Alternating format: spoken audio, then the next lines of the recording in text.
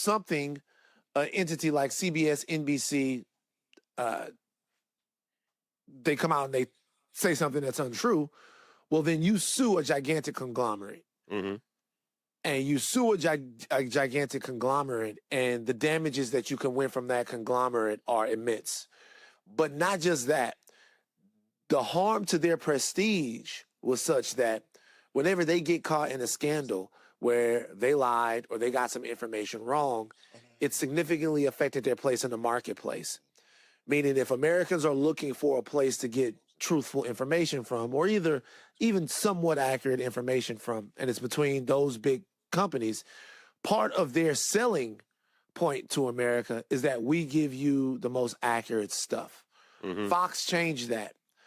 I'm not saying that they were all honest before Fox, right. But I'm saying what Fox did was Fox came and said, we can give you news that is blatantly and obviously slanted and leads to disinformation and misinformation, but our saving grace is that we're the number one news source. The Dominion lawsuit against Fox is a gigantic development that kind of goes under the radar in terms of what a big deal it is. It's a private company that sued a major network broadcaster for publishing misinformation, and they won nearly $1 billion. Like a gigantic settlement. Yeah.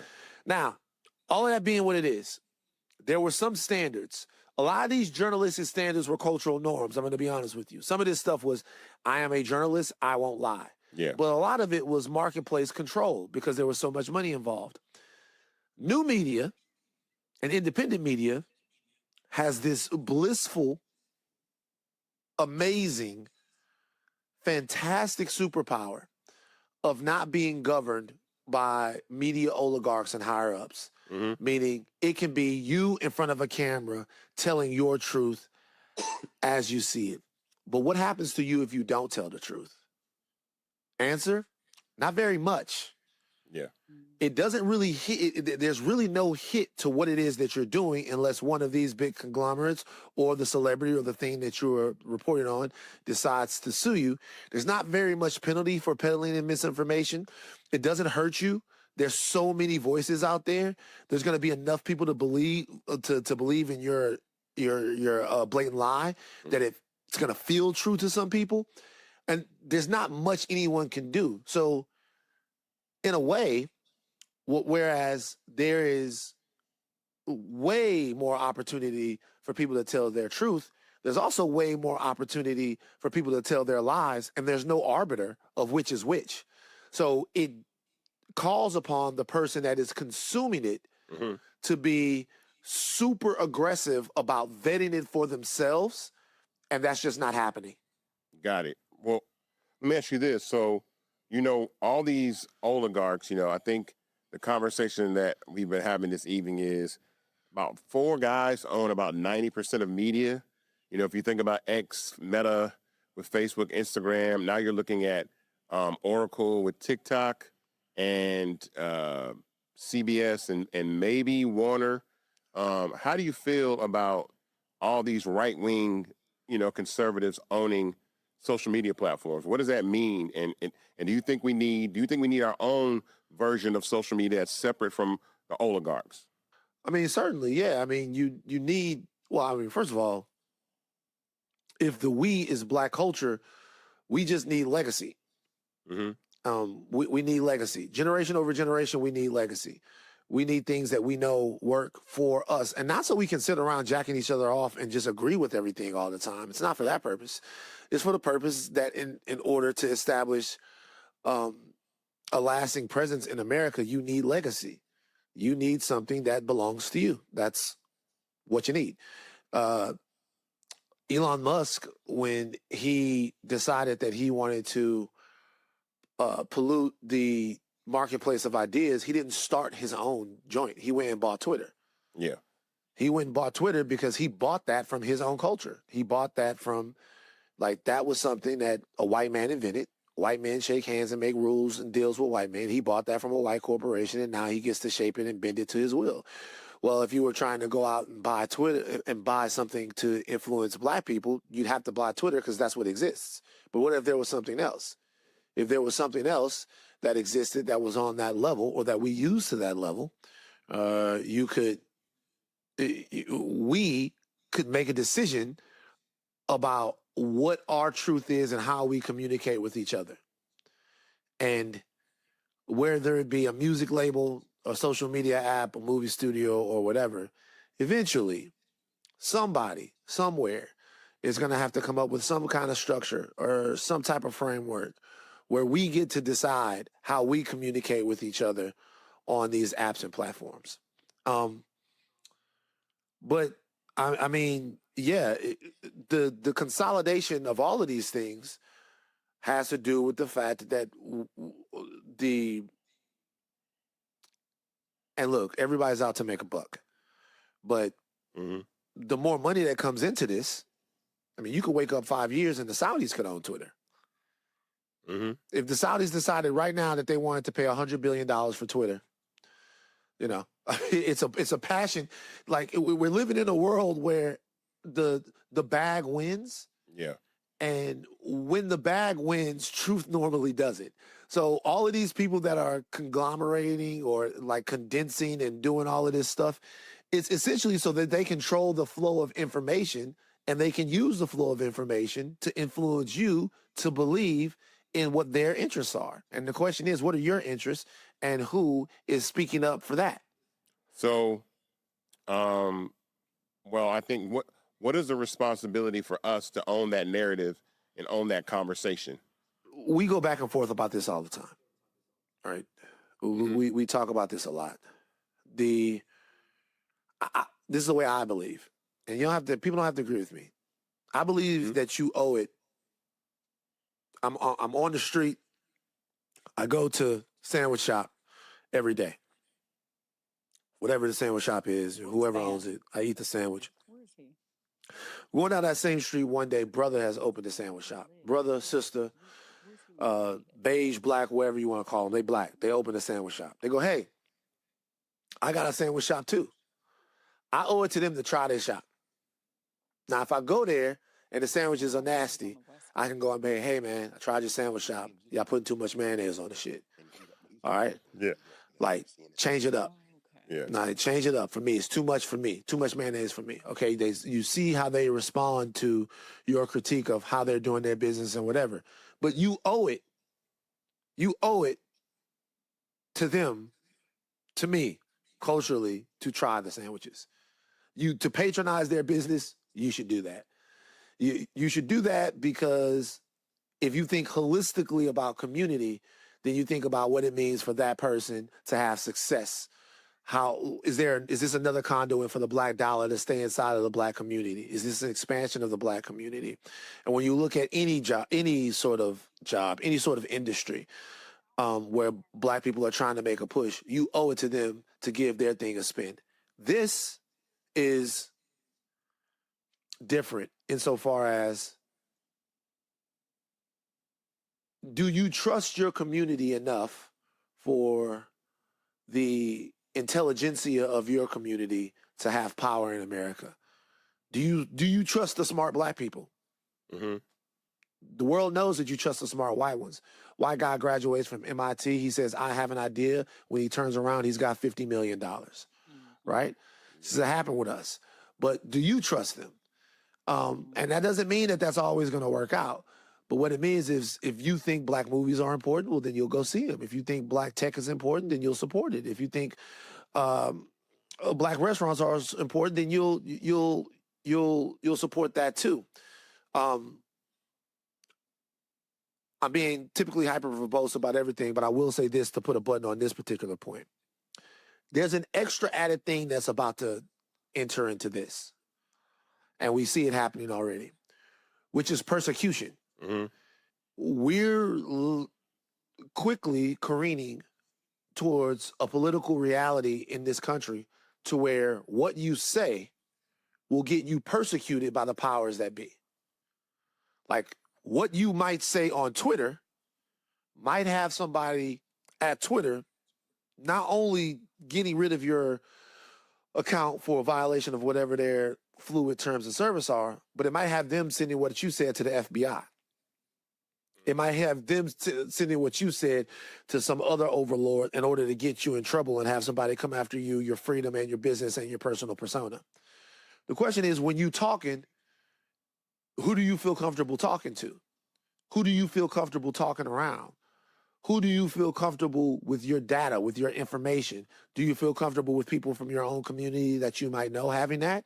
Or do you feel comfortable with Elon Musk and some of the other people, Bari Weiss at the Free Press, who is now going to be editor-in-chief of CBS News? Do you feel comfortable with them?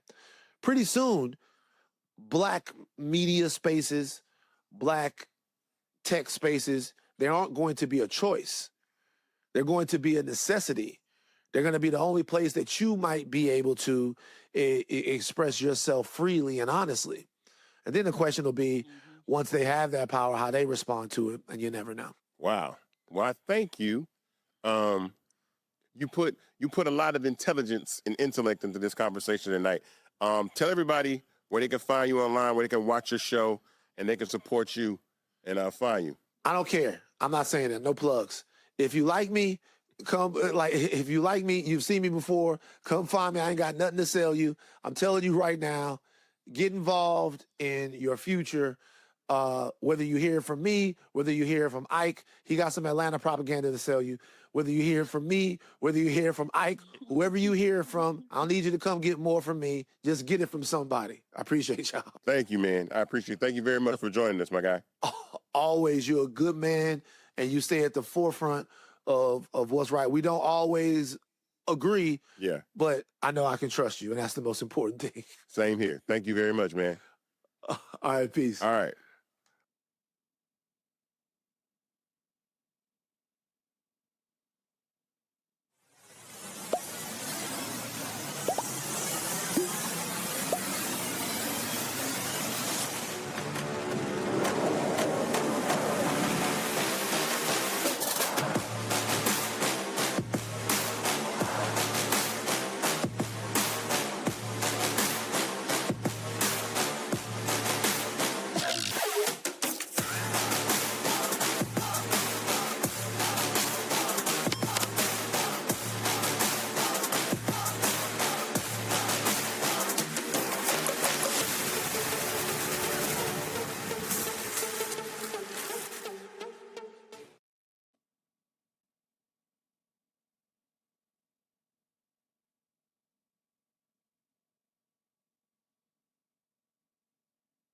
Welcome back to Investothon 2025. I'm now joined by a phenomenal black woman who is standing in the gap, defending this country, and leading us in a crazy time right now. And I'm so thankful that she's here to join us this evening. I appreciate her. Everybody welcome Congresswoman Jasmine Crockett to Investothon. What's up? How are you? You good? I don't know anyone who is sane and good in this current time, but thank you for asking. As we are speaking, obviously the shutdown is in full-throated mode, and so things are about to get really, really difficult for so many federal workers. Not that things haven't been difficult. So just a lot of stress, trying to work for your constituents while also trying to make sure that you're taking care of the good people that take care of your constituents every single day. So just a lot going on. Well, from me to you, I want to say thank you for your leadership and your service. You're doing a phenomenal job. Whatever you need from me and us, always feel free to reach out, but thank you, for what you're doing. We had an opportunity to speak some months back, and the conversation about ownership in social media came up. And it's funny how drastically things have changed in just a short time. Share your thoughts on this new right-wing takeover of all media and kind of what that means, especially for the black community getting their messaging out. Yeah, so a couple of things. Number one, when you and I talked about the fact that we are already behind. So we feel like, hey, we in the game now because we didn't got on social media, right? And it's like, by the time we jumped on social media, they decided, you know what? We don't want to just be on social media. We want to own the platforms. And that way we can dictate how you get your information, which information you get, as well as decide that we will make it okay for lies to come through. And typically they come through at a higher and more rapid rate than the truth. The truth always seemingly gets suppressed. And so it is important, not only that we get to the point that we believe in ownership, and not just for social media. This is for everything, right? Like businesses, like we need to own them. So we're not over there begging somebody to have a spot at their place. That's essentially what we are doing right now. If somebody shuts you down or decides that they're going to depress your content, that may impact whether or not you can even earn money through your business, because so many of our businesses are using these social media platforms, or whether or not, just like they're trying to make it to where our Black stories can't be told, we don't know whether or not people will ever know our Black present stories, let alone our past, right? Let alone our history. So as we know, we've seen all of these random lynchings that they have said here recently of Black men, that they have claimed these Black men climbed trees just to hang themselves, and that they were suicide. But because we were able to get those stories out, we were able to organize, we were able to get stories that maybe mainstream media does not want to cover. We were able to get our stories out, and we are starting to get some of the truth out as well. So we just don't want to be put into a vulnerable situation to where our stories won't get told, to where our truths, to where our images, our real images, are not going to be on full display, because they only want to display this caricature of who they think we are versus the reality of who we are. Well, what do you think? What's the responsibility to support alternative platforms now that we're in this arms race for access to distribute information? You know, I actually built, fan base for the reason to just also have a place where our truth, our version, we could reach each other, communicate with each other as a people, as Black people, as a community, as people that don't have this ideology that exists on the other side. What's the responsibility of us to support platforms like Fanbase and other platforms that get the messaging out that aren't contaminated? Yeah, I think that we've always figured out a way to have our own space. No matter what it was, we have always been the culture curators, right? And so people follow our lead and follow our trends. And so I do think it's important that we are very intentional in this moment, especially as they are trying to delete who we are. They are trying to delete our real life stories, that we say, you know what? We are not going to allow you to have that much power over us. So we've got to be very intentional in all ways, whether we're talking about the virtual world or whether we're talking about the real world, being very thoughtful about how and where we spend our money and our energy and our time. We've seen that with the boycott of Target, right? Like, it is very important. We saw what happened when people got riled up about Jimmy Kimmel, right? Yeah. They brought Disney to their knees. So this is not only an opportunity for us to be able to communicate, but it's also a way for us to garner our power, right? If we all move and we say we are intentionally going to be in Black spaces, well, that means that more money is going to naturally come to where we are, because the number one consumer is Black people. So whether you're talking about advertising dollars, this is where they are going to want to be. And so now you're talking about contributing to our overall economic ecosystem, which is how we need to be thinking about things. It's like, how do we make sure that Black people are going to be okay in this anti, quote unquote, DEI world that we live in, where they don't want to celebrate our diversity. They just want to steal our diversity and co-opt it and do their own thing. How do we make the dollars come to us so that we are not consistently talking about the wealth gap and explaining that the disparity is so great? How do we do our part to make sure that we are still in this game? And frankly, Black people have always figured out a way to survive.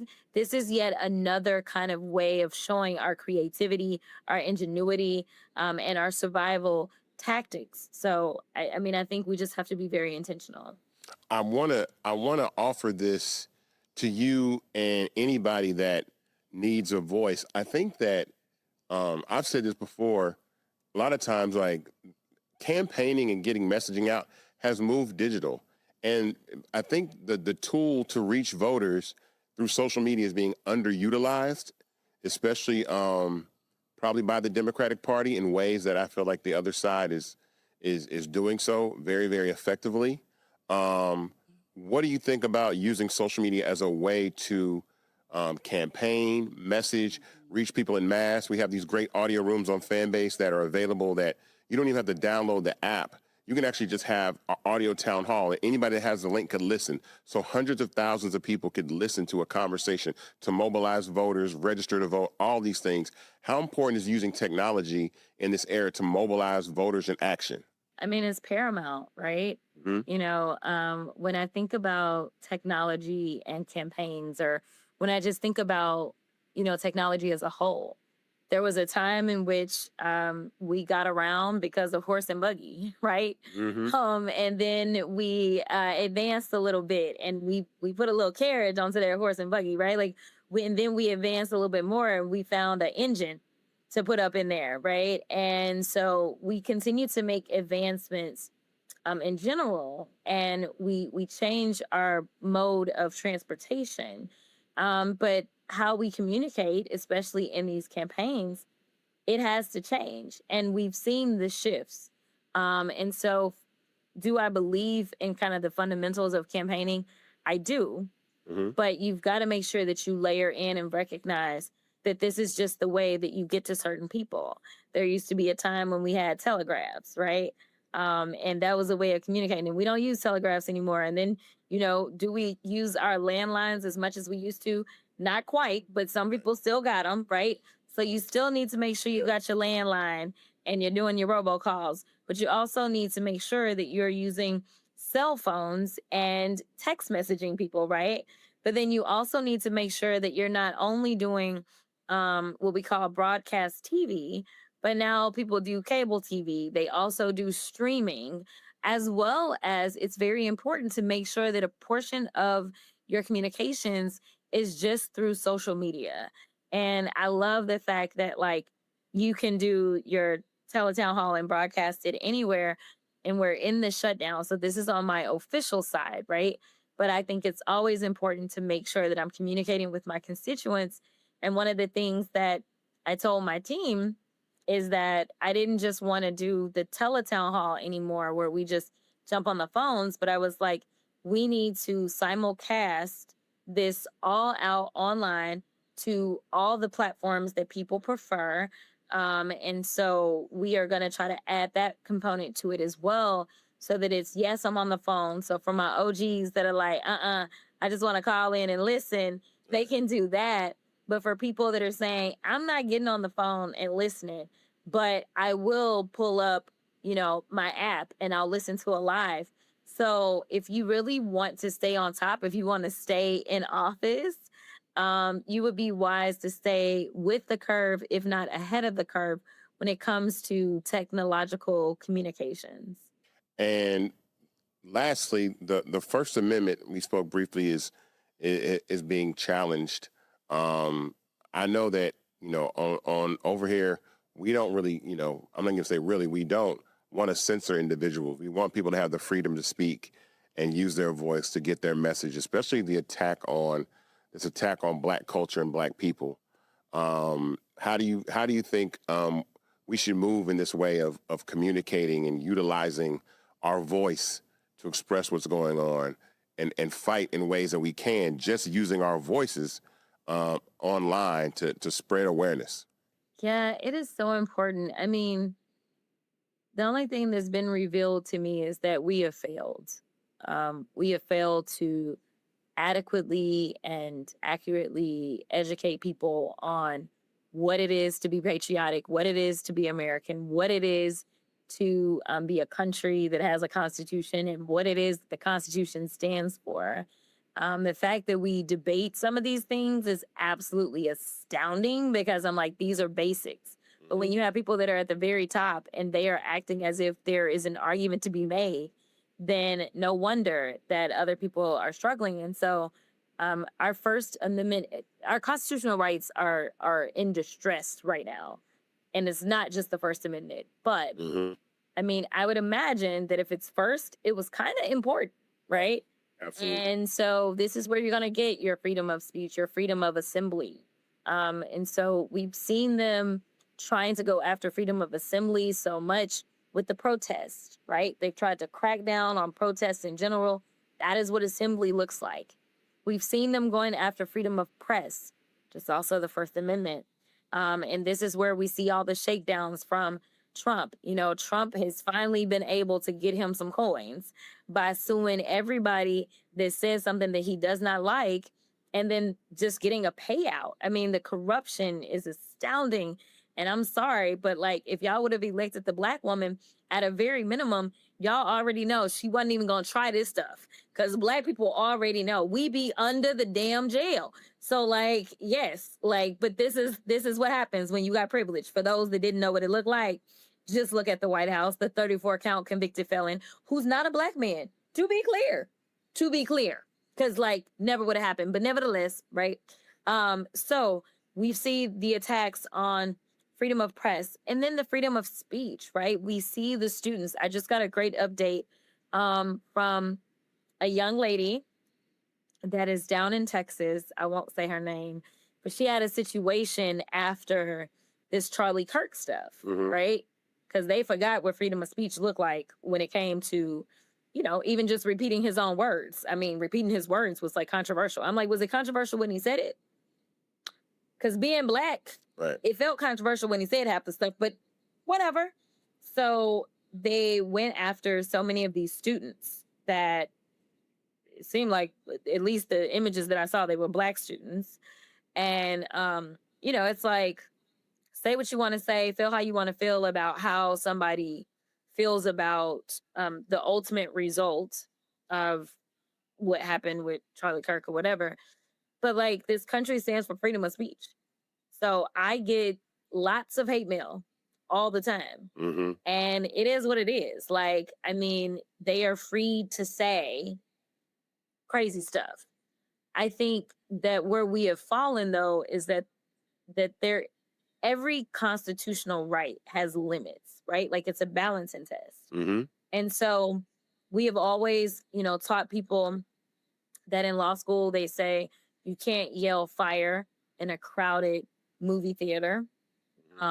Even though you've got freedom of speech, that has the potential to directly cause harm to people. Because if people start running and trampling over people, that's next level. So you wouldn't be protected in that way. You would end up catching a case, right? Similar to the case that the president caught for his incitement. It resulted in people being harmed. It resulted in damage to our Capitol. He really should have been jailed for that as well. But now it's like, if you just say, do like Jimmy Kimmel and play a tape of him talking about his, you know, they asked him about his friend and instead he wanted to talk about this bootleg ballroom. You know, feel away, but like it's free speech. And frankly, it was just your words. So what we have seen is that they want to say the most ridiculous things.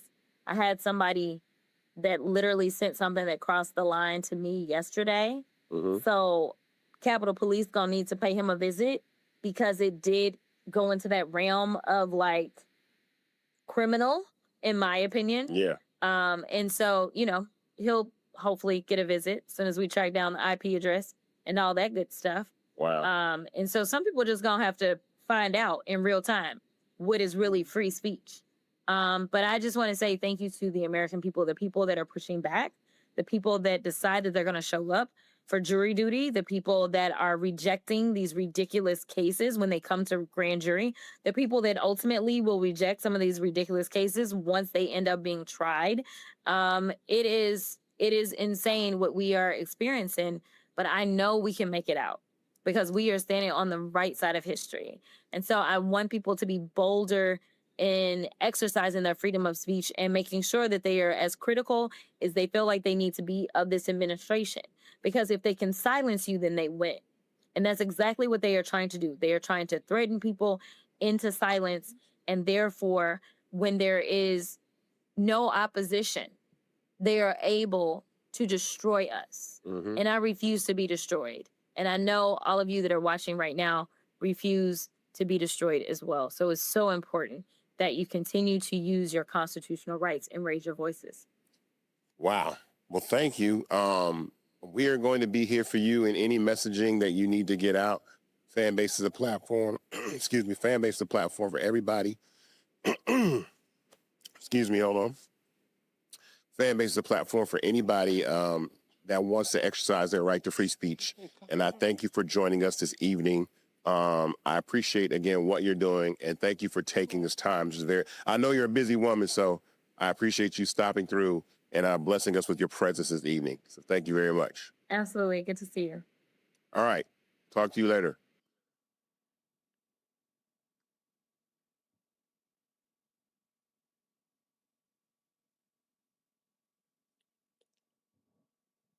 All right. Welcome back to Investathon 2025. This is the end of the program. Tamisha, any closing words? I would just say, invest in fan base. It's the only place where our voices are not at risk of being silenced. And when we think about our voice, and I'll make this quick, when we think about our voice, it's like, why do we, it's not just you talking on Instagram, it's not, or on Twitter, it's not just casual conversation. You need your voice for survival. When we need to warn, when we need to organize, when we need to get information to one another. Without it, we are defenseless. We need our voice to speak truth. And what that means is they are the powers that be are working to dismantle our truth and our history. So we need our voice to keep that going, to make sure that that's not done, to make sure our history is not dismantled. And we need our voice. Our voices are that's our power, and it's what gives us leverage. So I would just say, think about that. You need your voice for survival, for truth, and for your power. It shapes policy, it shapes the culture, and it could say it's what's going to save our lives. Well, thank you for that. On me, Keenan, full screen. This is the end of Investathon 2025. I wanted to take a different approach this year because, again, things are just different. I know that social media is supposed to be fun, and fan base is still fun, but the urgency for us to take this opportunity to own infrastructure and have a way to communicate and talk to one another and build community, and the way that these platforms are about to shift and silence and shadow ban and suppress to have their own particular agenda of what they want to accomplish, and do that. I thought it was very, very necessary to do that. One more time for the verification. Boom, up here. Boom. Keenan's quick with it. Everybody that invests in Fanbase, and the minimum to invest in Fanbase is $399. That gets you 60 shares of stock in Fanbase at $665 a share. This is not a GoFundMe. This is not a donation. This is ownership. And this verification badge will represent your ownership. So when this round closes on December 17th, you will no longer be able to invest in Fanbase. At this valuation, it is closed. We have done a lot, but we're bringing this round to a close. In Canada, go to frontfunder.com. I'm sorry, frontfunder.com/fanbase, and that's FRONTFUNDR/.com/fanbase to invest.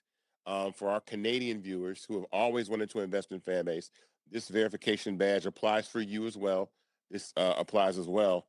And we're going to continue to build. Coming up towards the end of this month, we spoke briefly about this tonight, is our recommendation engine for Fanbase. We're launching an all-new recommendation engine. Our algorithm, that is DEI AF, to include everybody, right? And to include all voices, not silence people, making sure that you're getting the right content, the things that you want. We've been really quiet about what we've been building at the platform this year. Not a lot of cosmetic updates. There's some surprises coming, but I wanted to make sure that even this raise is what it's about.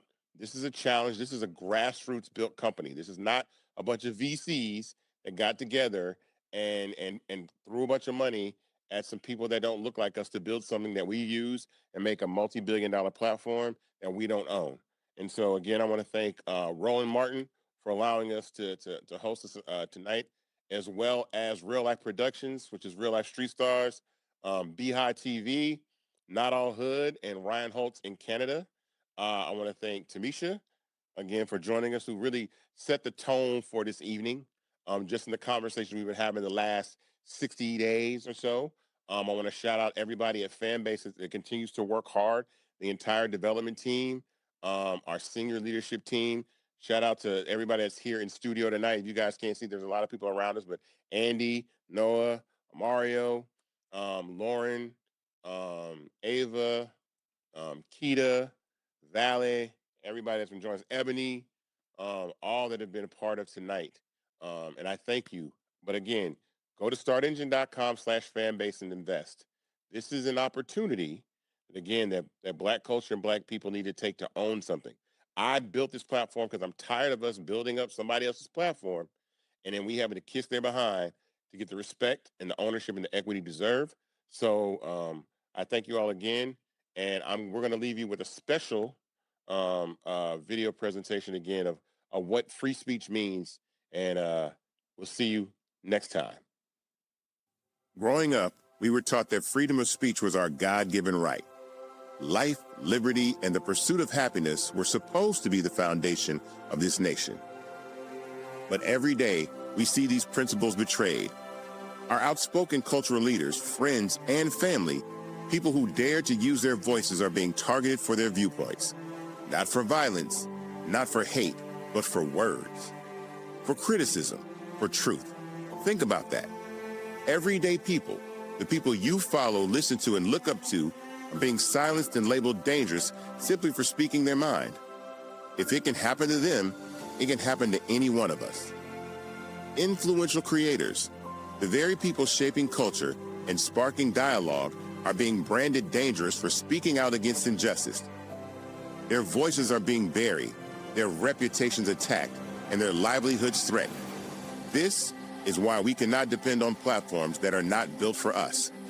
Platforms that suppress us and mute us the moment our words challenge power. The future of the creator economy requires founders who stand on principle, whose ideals don't bend with politics, and whose values don't shift based on who holds power. We should all demand nothing less. We crave spaces created by us, for us. Spaces where freedom to be you is not just a slogan, but a guarantee. We deserve and must demand spaces where our voice can't be silenced and our history can't be rewritten. Places where what you create belongs to you, where your future isn't at the mercy of an algorithm, and where the community protects its own. This isn't just about social media. It's about agency and ownership. It's about making sure that no one corporation or politician can decide whether your voice matters. Today, I'm calling for all of us to stand together and declare, enough is enough. Enough of being silenced. Enough of being labeled as threats for daring to speak. The future belongs to the creators, the truth tellers, the movement builders. And our future will be written on platforms that cannot be bought, muted, or weaponized against us. That is our birthright. Let us be brave, let us be bold, let us be seen, and let us be heard together. Every movement has a moment. Our voices express our freedom, and our freedom is non-negotiable. Now is our time. And as MLK taught us all, darkness cannot drive out darkness. Only light can do that. Hate cannot drive out hate. Only love can do that. Thank you.